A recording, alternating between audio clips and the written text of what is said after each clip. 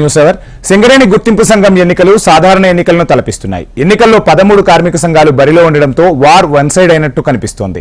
సింగరేణి ఎన్నికల్లో రాజకీయ పార్టీలు జోక్యం చేసుకోకూడదని మంత్రులు వచ్చి వాగ్దానాలు ఇచ్చి మోసం చేస్తున్నారని అన్నారు ఏఐటీయూసీ ప్రధాన కార్యదర్శి సీతారామయ్య. 10 ఏళ్లుగా కనబడని సింగరేణి కార్మికులను పట్టించుకొని కాంగ్రెస్ అధికారంలోకి రాగానే గనుల వద్దకు వస్తున్నారని ఫైర్ అయ్యారు. ఏఐటీయూసీని గెలిపించుకునేందుకు కార్మికులంతా ఒక్కటయ్యారన్న సీతారామయ్యతో మా ప్రతినిధి వెంకట్ ఫేస్ టు ఫేస్.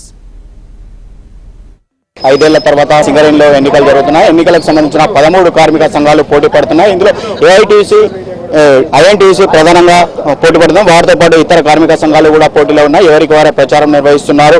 ఇక్కడ ఒక ట్విస్ట్ కనిపిస్తుంది. ఏదైతే నిన్నటి వరకు పోటీలో ఉంటామన్న టీబీజీ కేసు ఇప్పుడు సడన్లీగా పోటీ నుండి తప్పుకోవడం అదే తెలుపుతున్నామని ప్రకటించింది. దీంతో కొంత కార్మికులు మాత్రం గందరగోళంలో పడ్డట్టు పరిస్థితి ఉంది. మనతో పాటు ఏఐటీసీ నాయకులు ఉన్నారు. సీతారామయ్య గారిని అడిగి తెలుసుకునే ప్రయత్నం చేద్దాం. చెప్పండి సార్, మొన్నటి వరకు టీబీజీ కేసు ప్రధానంగా పోటీ చేస్తామని చెప్పింది. నిన్న సాయంత్రమే పోటీ నుండి తప్పుకుంటామని ప్రకటించింది. దీన్ని ఎలా చూస్తారు మీరు? సింగరేణి ఎన్నికలలో ఈసారి కార్మికులు వార్ వన్ సైడ్ గా చూపిస్తా ఉన్నారు. ఏఐటీసీ యూనియన్ అత్యధిక మెజార్టీతో గెలవబోతా ఉంది. సింగరేణి ఎన్నికలలో కార్మిక సంఘాలే పోటీ చేయాలి కానీ ఈ రాజకీయ పార్టీలు, ఎమ్మెల్యేలు, మంత్రులు వచ్చి ఎన్నికలలో వాగ్దానాలు చేసి తర్వాత సింగరేణికి సంబంధించిన నిధులన్నింటినీ కూడా ఈ రాష్ట్ర ప్రభుత్వం డైవర్ట్ చేసుకుంటుంది. కాబట్టి సింగరేణి ఎన్నికల్లో పోరాడే సంఘం అయితేనే ఈ ప్రభుత్వ విధానాల మీద, యాజమాన్య విధానాల మీద కొట్లాడగలుగుద్దని నిర్ణయం తీసుకొని కార్మికులందరూ స్వచ్ఛందంగా ఏఐటీసీ యూనియన్ నక్షత్రం గుర్తుకు, చుక్క గుర్తుకు ఓటించి అత్యధిక మెజార్టీతో గెలిపిస్తున్నందుకు కార్మికులందరికీ ఏఐటీసీ యూనియన్ తరఫున ధన్యవాదాలు తెలియపరుస్తూ ఉన్నాం. అయితే ఇటీవల జరిగిన అసెంబ్లీ ఎన్నికల్లో కాంగ్రెస్ పార్టీ మన ఏరియాలో విజయం సాధించింది. అదే దాన్ని ఆసరాగా చేసుకొని ఇప్పుడు వాళ్ళు ముందుకెళ్తున్నారు. మేమే గెలిచామని చెప్తున్నారు. దీన్ని మీరు ఎలా చూస్తారు? అవి రాజకీయ పార్టీల ఎన్నికలు, ఇవేమో కార్మిక సంఘాల ఎన్నికలు. మొన్న కాంగ్రెస్ పార్టీ వాళ్ళే ఓట్లేస్తే అన్ని ఓట్లు కాంగ్రెస్కి రావు.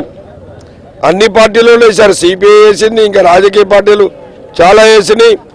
నిరుద్యోగులు వేశారు. చాలామంది వేస్తే అన్ని ఓట్లు వచ్చినాయి. అదేదో బల్బు చూసి వాపు చూసి బల్బు అనుకుంటే అది ఇప్పుడు తేలిపోద్ది సింగరేణి ఎన్నికలతోటి. అయితే నిన్నటి వరకు టీబీజీ కేసు పోటీలో ఉంటామని చెప్పింది, ఒక్కసారిగా తప్పుకుంది. మీకు మద్దతు ఇస్తున్నారు, మరి దీన్ని ఎలా చూస్తారు? వాళ్ళు ఎందుకు విరమించుకున్నారంటే మేము ముందే చెప్పినాం, ఇప్పుడు కాదు 5-6 సంవత్సరాలు చెప్తున్నాం. అది రాజకీయ పార్టీ అయ్యా, రాష్ట్రంలో అధికారంలో ఉంటే ఉంటారు, లేదా పోతారు లీడర్లు. ఇప్పుడు ఐఎన్టీసీ కూడా అదే పరిస్థితి కదా. 10 సంవత్సరాల నుంచి ఐఎన్టీసీ ఎక్కడున్నది? మళ్ళీ ఇవాళ కాంగ్రెస్ గెలిస్తే మేము ఐఎన్టీసీ అన్నారు. ఇవాళ నేను ఎన్నికల్లో కాంగ్రెస్ గెలిచి ఉండకపోతే ఒక్కడిక్కడ ఐఎన్టీసీ నిలబడేటోడు లేడు. ఏఐటీసీ గెలిచిన తర్వాత సింగరేణి కార్మికులకు ఎలాంటి హామీ ఇస్తారు? గత 11 సంవత్సరాలుగా సింగరేణిలో ఒక్కడు కూడా అండర్ గ్రౌండ్ బాయ్ రాలేదు. మేము తప్పనిసరిగా అండర్ గ్రౌండ్ బాయ్లు తీసుకొస్తాం. అట్టనే కార్మికులకి ఇన్కమ్ ట్యాక్స్ కూడా అధికారులకు ఇచ్చినట్టుగా కంపెనీతో పేమెంట్ చేపిస్తాం.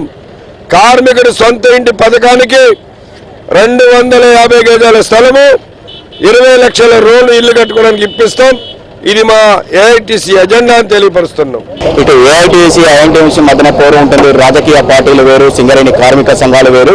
కాబట్టి ఐఎన్టీసీకి ఎవరైతే ఐఎన్టీసీని గెలిపించినట్లయితే సేమ్ అదేవిధంగా టీబీజీ కేసు ఏదైతే అవినీతికి పాల్పడిందో అదేవిధంగా ఐఎన్టీసీ కూడా అవినీతికి పాల్పడుతుందని కార్మిక సంఘాల నాయకులు ఆరోపిస్తున్నారు. కనుకైతే ఐఎన్టీసీ ఏఐటీసీ మధ్యనే పోరు కనిపిస్తుంది. కెమెరా పర్సన్ మల్లేష్ తో వెంకట టీవీ మంచిర్యాల జిల్లా.